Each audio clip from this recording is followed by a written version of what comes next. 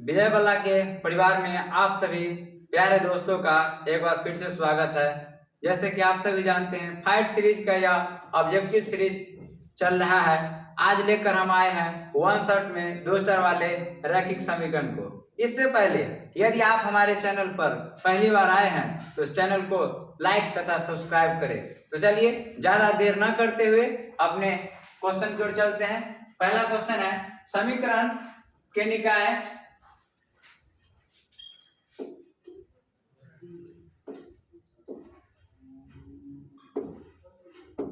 समीकरण का निकाय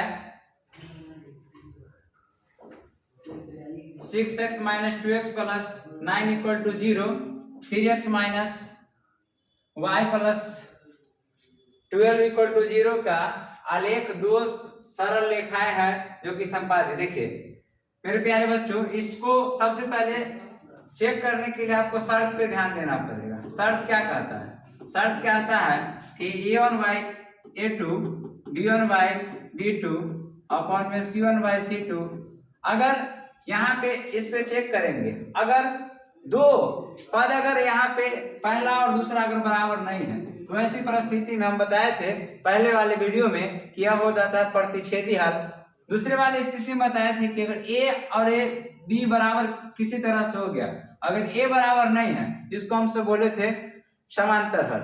तो चलिए देखते हैं। और उसके बाद सभी का सभी अगर बराबर हो गया तो उसको हम सब बोले थे अनेक हल। तो चलिए इस वाले क्वेश्चन में चेक करके देखते हैं।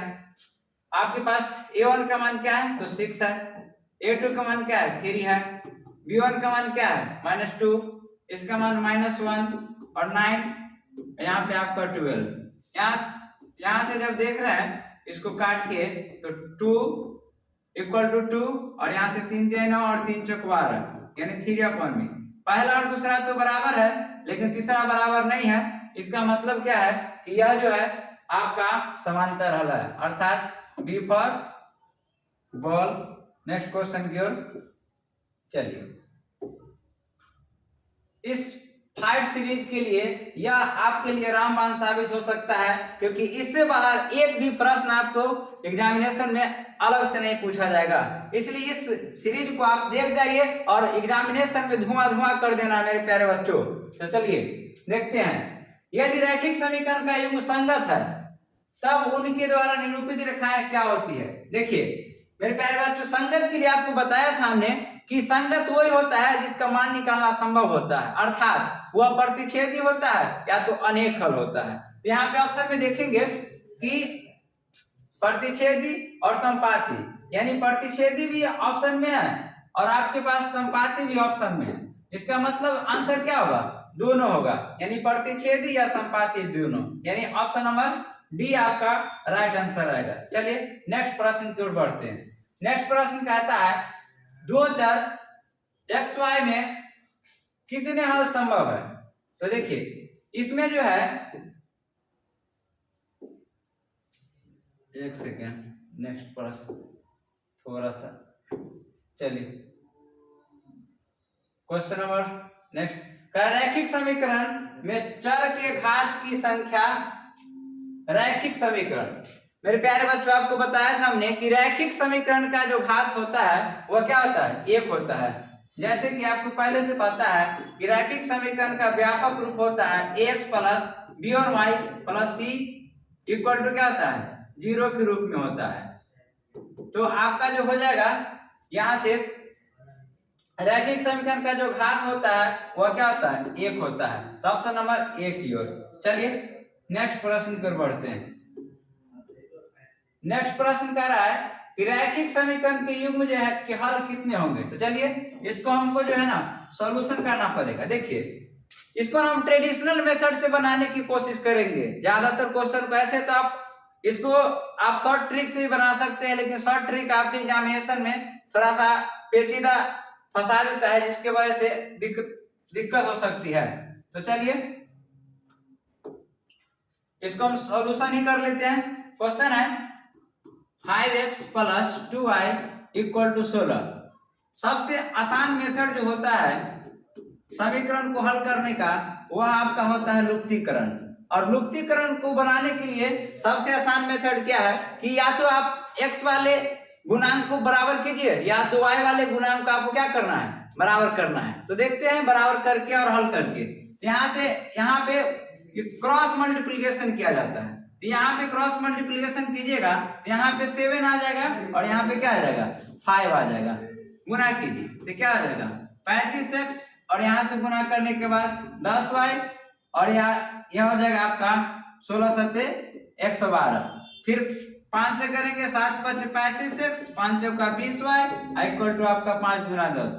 अब यहाँ पे देखेंगे चिन्ह बराबर नहीं है, तो चिन्ह बराबर नहीं इसका मतलब क्या करेंगे, इसको चिन्ह को अलग अलग करना पड़ेगा। इसके लिए हम लिखते हैं घटाने पर, और घटाने पर लिखेंगे तो साइन बदल जाएगा, प्लस वाला माइनस, माइनस वाला प्लस और प्लस वाला माइनस। देखिए ऑब्जेक्टिव में कुछ प्रश्न ऐसे भी होंगे जो सब्जेक्टिव टाइप से पूछ जाते हैं, लेकिन आपको तो सॉल्व करना ही पड़ेगा। देखिए यहाँ पे इसको जब जोड़ा जाएगा तो यह हो जाएगा आपका यहाँ से, सॉरी यहाँ पे गुना करने के बाद यह आपका बन जाएगा 14। इसको जब ऐड किया जाएगा तो ये आपका हो जाएगा 34 और यहाँ से घटाएंगे तो ये आपका हो जाएगा 2 और 0 और 1, यानी कि इसको जब काटने के बाद आपका आ जाएगा 3 मरतबे आपका कट जाएगा, यानी कि y का मान कितना निकला, y का मान निकला यहाँ से 3 निकल गया। ठीक है, ऑप्शन नंबर किस में y बराबर 3 है, तो 2 ऑप्शन में मिल रहा है, ए में और डी में। तो चलिए ए यानी ऑप्शन आपका ए बी और सी तो ऐसे ही कैंसिल हो गया। मान रख के देख लेते हैं समीकरण 1 या 2 में। तो चलिए समीकरण 1 में मान रखते हैं y का मान, तो 5x प्लस क्या होगा 2, y का मान क्या है 3 है, इक्वल टू आपका होगा 16।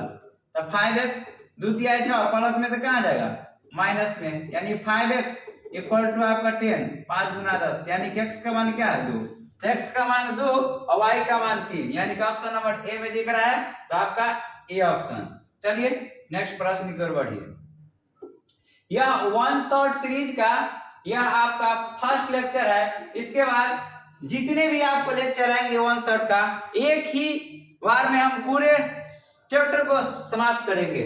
तो चलिए नेक्स्ट प्रश्न के इस फिर से वही प्रश्न आ गया बच्चों, इसको फिर से हल करना है। तो हल करने का सबसे आसान मेथड आपको हम बता चुके हैं, लुप्तीकरण विधि। और लुप्तीकरण विधि में क्या किया जाता है, उसको बराबर करके और उसके बाद मान निकाला जाता है। तो चलिए इसको हम निकालने की कोशिश करते हैं। प्लस में इसको लिया ये माइनस में और यहां से आपका बन जाएगा बराबर 0। चलिए यहां से आपका सॉल्यूशन जब करेंगे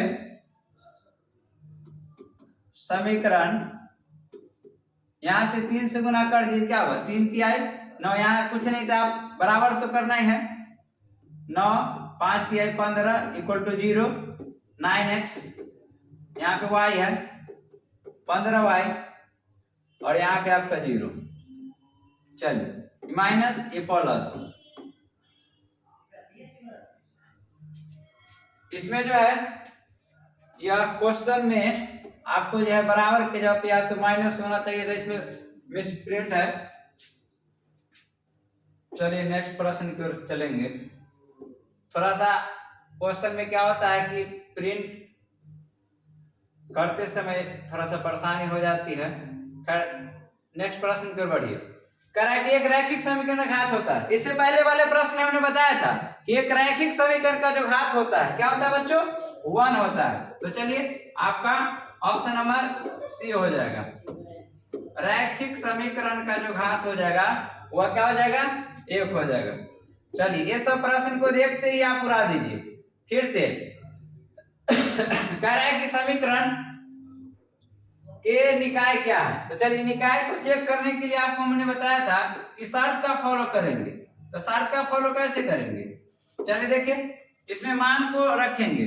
यहाँ से 2 अपॉन में क्या होगा 4, यहाँ से 3 अपॉन में क्या हो जाएगा 6 और यहाँ से 5 अपॉन में क्या होगा 9, 2 दूना 4 और 3 दूना 6, तो 1 अपॉन में 2, 1 अपॉन में 2 और यहाँ से 5 है। देखिए पहला और दूसरा बराबर है लेकिन तीसरा बराबर नहीं है माफ कीजिएगा। तो यहाँ पे पहला दूसरा बराबर होने की स्थिति तो है लेकिन तीसरा बराबर नहीं, इसका मतलब हल क्या है इसमें हल जो है असंगत होगा। असंगत का मतलब क्या है कि हल जो है कोई हल नहीं होगा। तो चलिए ऑप्शन नंबर ए में दिखाई दे रहा है। चलिए नेक्स्ट प्रश्न की ओर कह रहा है कि के किस मान के लिए समीकरण के हल समपाती है। देखिए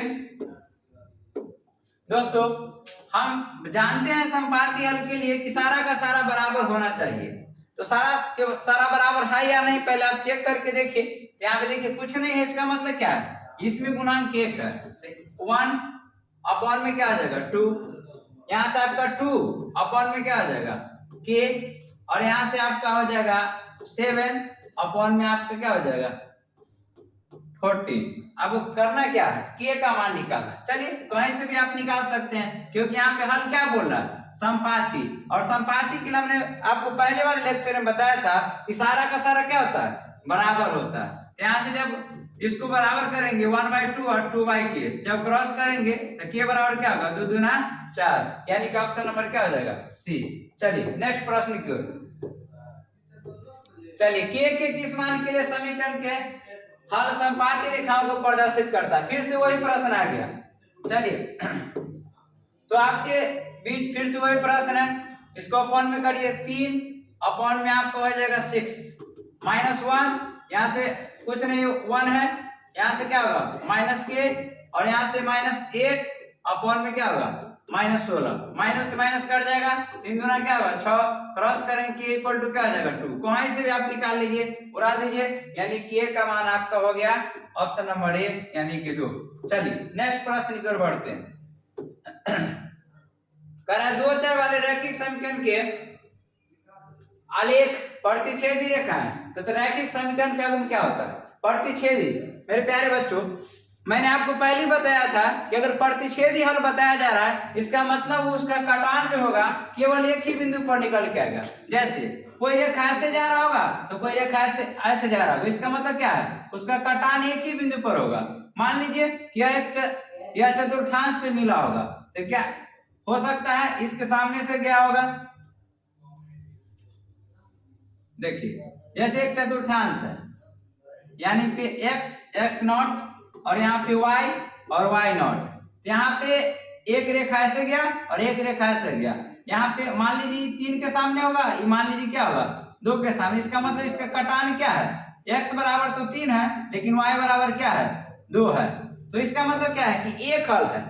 तो यहाँ पे जो बोला जा रहा है कि रैखिक समीकरण क्या होता है केवल एक हल। ऑप्शन नंबर क्या आ जाएगा बी। चलिए नेक्स्ट प्रश्न की ओर बढ़िए। कह रहा है 2 रैखिक समीकरण का आलेख समांतर रेखा है तथा तो रैखिक समीकरण का हल क्या है। देखिए समांतर रेखा का जो आपको पहले बताए थे कि हल इसका दूसरा नाम होता है कोई हल नहीं। तो आप ऑप्शन में खोजिए कि कोई हल नहीं कहाँ पे है। तो यहाँ पे आपको दिखाई दे रहा है कि समांतर रेखा, तो ऑप्शन नंबर क्या है ए में आपका कोई हल नहीं। तो option number A for Apple. चलिए आज एप्पल सीरीज उड़ा देना है, फाइट सीरीज का यह जो है। चलिए नेक्स्ट प्रश्न आपके बीच का रहा है के किस मान के लिए कोई हल नहीं है। वही फिर से प्रश्न आ गया, आप शर्त पे रख के देख लीजिए। यहाँ से क्या है 3, यहाँ से क्या हो जाएगा 6, फिर यहाँ से क्या हो जाएगा -1, यहाँ से क्या हो जाएगा -2, अब यहाँ से आपका हो जाएगा 5 और यहाँ से क्या हो जाएगा के। कह रहा है कि बच्चों कोई हल नहीं। तो कोई हल नहीं के लिए क्या होता है कि पहल दूसरा और तीसरा बराबर नहीं होता है। इसका मतलब इससे तो मान नहीं निकल सकता है, दूसरे और तीसरे से तो मान नहीं निकल सकता है। तो आगे हम चलेंगे पहले और दूसरे पर। तो पहले और दूसरे पर मान निकाल के देखते हैं। 3 दूना 6, तो 1/2 ओ सॉरी के का मान निकाला है ना। तो के का मान निकालना है तो क्या करेंगे, यहाँ पे आपको 10 का 10 रख देना है चीजों को, 3 और अपॉन में आपका 6 हो जाएगा। चलिए के का मान निकालना है, इसका बाद तुलना तो आपको इससे करना पड़ेगा। तो -1 माइनस से माइनस कर दीजिए, आपका क्या बच जाएगा 1/2 और नॉट इक्वल टू 5 और के क्रॉस करेंगे, के नॉट इक्वल टू 5 गुना 10। ऑप्शन में खोजिए तो आपका ऑप्शन नंबर किस में आ रहा है सी में आ रहा है। चलिए नेक्स्ट प्रश्न फाइट सीरीज का यह आपका 14वां प्रश्न रहा। चलिए नेक्स्ट प्रश्न का रहा है, क्वेश्चन में त्रुटि है जिसकी वजह से उसको नहीं ले पा रहा है। कह रहा समीकरण के युग्म इतना इतना के हल क्या है। देखिए फिर से वही बात है, चेक करना है आपको।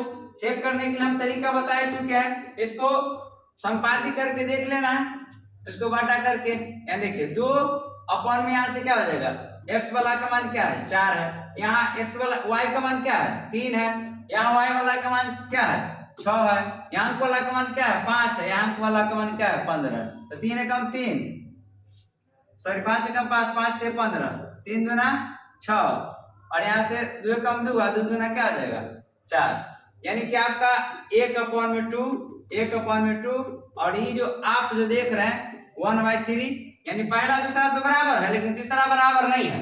इसका मतलब क्या है, इसका मतलब यह है कि यह जो है आपका कोई हल नहीं। तो ऑप्शन नंबर किस में आ जाएगा सी।